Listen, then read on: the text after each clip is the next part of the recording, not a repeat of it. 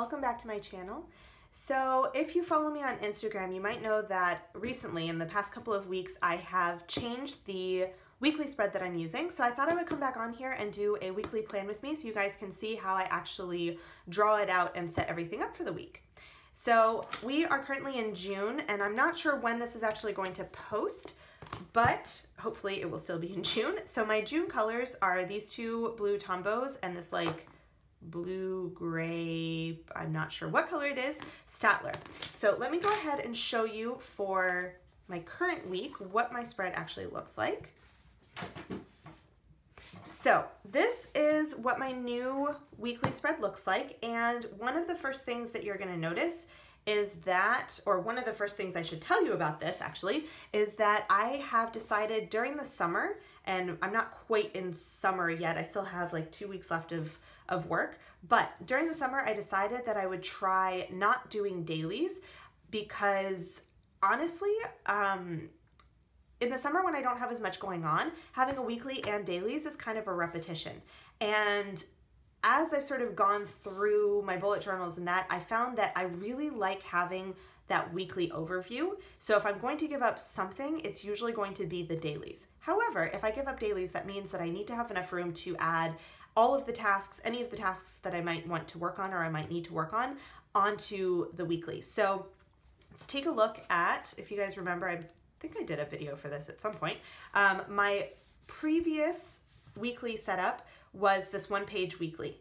And this, honestly, this works really well. I think that once the school year starts up again, I would be perfectly happy to go back to doing this. I do really like having this ALISTAIR method task list where I have basically tasks, work, and school.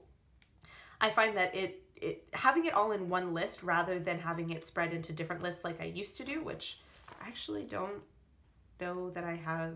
Yes, so this is my older version where, for example, I had all of my days in the center here, regular tasks, upcoming week, university, work, and home. So having them separated out here, I found that I was migrating a lot because I just had too many things going on. So having them all set up like this has actually been really nice, and having a sort of condensed weekly where I don't have a ton of space works when I also am going to have dailies, because I don't put my tasks then on here. This is just like the events or things that are sort of date specific that I have to do, and then upcoming week. So going from this and dailies to this, I had to figure out, okay, what do I still need? What is going to, how am I going to adapt this to use the space and all that kind of stuff. So what I did, this is actually my second week using this. So my first week was back here. Actually, is that the first week? Yes, it is. Yes. Okay, good. So this is the first week. So you'll see that between the two, they actually don't change very much. I did stop, for example, on this language tracking section. I didn't actually write the days of the week in the boxes because that was just too much work. So I just did it at the top over here. But the rest of it has all stayed the same. So we'll take a look over here. I think it's a little bit more clear on this one because it was the second time I was doing it. So I left a bunch of space for my header. The first time I did it, I did like a little, not even a quote, I just did a little like word in Korean on the bottom here. This time I didn't really want to do that, so I put some stickers in. But then I have my days of the week. So I have Monday through Friday and then Saturday and Sunday. I have 2 sections for tasks. And so here I have kept the ALISTAIR method where I have tasks and work. Now, once summer hits and I no longer have work, I will probably stop doing that and I will just have tasks. And honestly, next year, because I shouldn't be in university, I might not even need to do it. It really was only necessary when I needed to split out things that I was doing for like general stuff, things for work, and things like homework for university. So this might adapt, but at least for now, I gave myself 2 sections because my previous task list, I gave it a lot of space on the weekly and I didn't want to run out of space to fill in tasks. So I do have 2 columns, and as you can see, I've been using both of them. I have this big section for upcoming week, and honestly, I don't think I need this big of a section, but my focus, so the 3 things that I really want to get done during the week and my language goals, I really don't need any more space, and I think it would be kind of silly at this point to put it down here where it would just have too much space. So for now, I'm leaving that over here, but You know, if during the summer I decide that I want to have more specific language goals for each day, then maybe I'll move this down here and move the upcoming week up here. We'll see. So that's kind of the setup that I did. And you guys will notice with my super nice and squiggly lines that I don't do a ruler when I set this up. So yeah, this is something that I originally saw a very, like, obviously I've kind of adapted this, but I saw a spread like this from Pen Paper Souls on Instagram, and hers is basically a daily weekly hybrid like this, except that she doesn't have these bottom sections. She basically has the columns, and then whenever she finishes with her tasks, she does like a line, and then she does journaling on the bottom. Now, I decided that I didn't need that because I do my some lines a day, so I write, you know, a couple of sentences for each day in English. I also have started doing journaling in my language journal, so I do a couple of sentences each day in Italian and in Korean, and I decided that it would be it would be overkill for me to also do journaling here, because one of my goals, in addition to all of that, I know, I'm crazy. In addition to all of that, in the summer, I would like to get back into doing morning pages. So I made the executive decision that journaling was not going to happen on here. It just wasn't necessary. And so that's why I needed space for my tasks and all of that. So that is why I did them over here. Now, one of the other things I will mention is I did keep my task section, even though I have more room in my dailies, because there are certain things that I want to get done that at the beginning of the week, I don't know when I'm going to plan on doing them. As I go through the week, then I'll fill them into specific days, but sometimes I'll do them and I hadn't written them on the day, and so I can just cross them off straight away. So that's kind of how I separate it, so that I don't clog up my dailies with things I'm not necessarily going to have time to do. The other big thing I want to mention is previously I was only migrating whenever I turned a page. So when I had my dailies, I would only migrate any open tasks once I actually flip to the next page. So for example, if I had something left open on Monday and I was on Wednesday, I would leave it. And then once I was ready to move on to Thursday, I would migrate any open tasks to Thursday and keep going. This, however, I tend to leave like 1 to 2 days open. And then if, for example, say by Wednesday, I still have like 2 or 3 things on here, I'll decide if it's something that I still need to do this week or whatever, and I'll migrate them at that point so that they don't get lost in like previous dailies, because I don't know, just like the visual aspect of this makes it so that I want to migrate a little bit more frequently, if that makes sense. And one final thing, you guys will notice that I have not carried over my writing style of having 1 letter per box, because honestly, I just would not have enough room. And I've also been writing smaller lately, and so I was just ready for a change. So I've just been doing regular writing, and honestly, I'm not even writing all in caps. I'm not sure why, but I'm not. Like literally I'm looking at it, I'm like, no, I really don't write in caps. I do have, for example, certain specific things that I will write in caps, but I don't write everything in caps like I used to do. Okay, I think that's all of the comments on this particular like setup. So I'm gonna go ahead and time lapse you guys, and I'm going to set up next week and show you how I actually go about drawing this spread.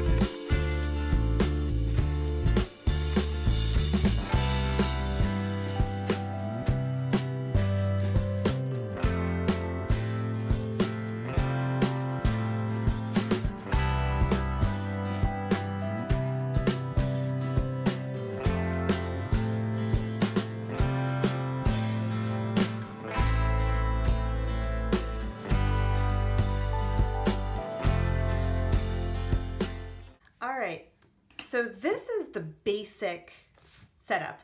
And I'll have to go back and check, but I would guess that it probably takes me, I don't know, 10 or 15 minutes to actually set up. I'll have to check and tell you guys how long the raw footage was so that you'll know, because obviously I'm going to time lapse and speed it up. But honestly, the first week that I did this, it took probably half an hour for me to set this up because, you know, I did a planning spread to check out like the layout and all that kind of stuff. And then as I was doing this, you know, I penciled in and I did all of that. So the first time definitely took a while for me to set it up.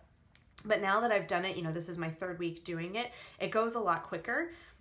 It does take a little bit longer, or it does take longer, period, than my previous spread because I am drawing the boxes. However, this is basically what I do for the week. Like you'll see here that, you know, this is my current week and this is next week and that's it. So, you know, it's a little bit more time up front, but then I don't really spend very much time every day filling stuff in. And there's a part of me that misses that. I miss having the opportunity to write my dailies every day, but I also am journaling every day. So I'm still able to write my dailies every day in Korean. I'm getting practice writing them in Italian because of journaling as well. So I'm hoping that that trade-off will be fine. And so far it's the use of the space, having one full spread for the week and having everything that I need on there and not having to worry about the dailies has actually been working out really well. I haven't felt the need that I was, you know, I haven't felt like I was running out of space on here that I also wanted to do dailies. And now I have room for other collections and stuff. And I actually have a running list of collections that I want to set up sometime soon. So we'll see how it goes. I am going to try this out, you know, for a while. Like I said, I think this is going to be more of a summer setup. I'm not sure that it's going to be the most effective once the school year starts again, but again, I'll revisit that once I get to that point.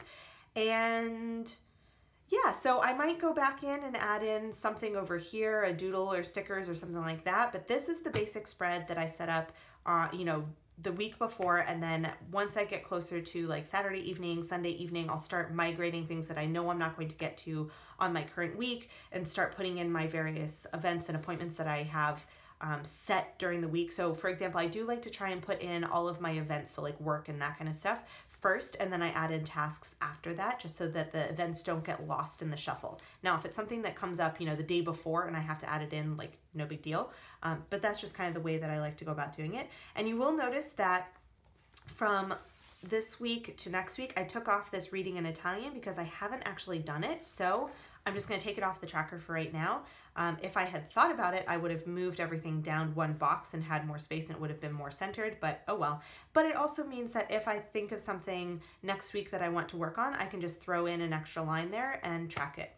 And the last change I have on here is I decided, after I was talking to you guys about how I didn't really need to do the ALISTAIR method anymore, I realized that I only have usually like 2 things per week that I add on. So I basically just have Prep Wednesday and Prep Thursday on here, and that's like a lot of what I have to do. So I decided to just go ahead and write in tasks, and I'm not going to do an ALISTAIR method style for this week. I'll see how it goes, and I'll just do like a straight running task list like I used to do. I hope that that was helpful. I hope that, you know, seeing how I actually set it up helps you guys out. So this is like just to give you an idea of the measurements, this is the copper leuchtturm. So it is the new setup where you have 27 like squares across, and I believe it's like 38 tall. So I basically just split in 9 across for my week, or for my day columns here. So I have 9, 9, and 9, which works out really nicely. And then this one I leave extra long, and I just roughly split it in half so that I have Saturday and Sunday. And then I just picked, I think I did, let's see, how many did I do? So I did 13 tall for this section here, and that was somewhat arbitrary. I wanted to make sure I had enough space for tasks, but I didn't need to have a ton of space. And realistically, I could even potentially shorten my task list more, but it gives me the space in case I need it. And then basically once I've set up like this, so the days are 16 by 9 for Monday through Friday. And I just kind of centered it-ish. And then so I have 13, 16, and then whatever is left is this top column over here. Saturday and Sunday are the same width, but I've basically just split one long column in half. And then this gives me enough room to do my three focus things for the week, my language tracking, and then I have this bottom section for all of my tasks and upcoming week. So I hope that that helps you guys out in case you want to try this spread out for yourself. If you have an older style Leuchtturm, you might have to do like in the middle of a line to have your columns work out evenly, or you do like, 7, 8, 7 or something like that, or 8, 7, 8 probably. But at least in the newer version of the Leuchtturm, you can actually do 3 equal columns for your days. So that is all I have for you guys today. If you guys have any comments or questions, please leave them down below. And if you like this video, please consider giving it a thumbs up and/or subscribing to my channel. And I will see you guys in my next video. Bye.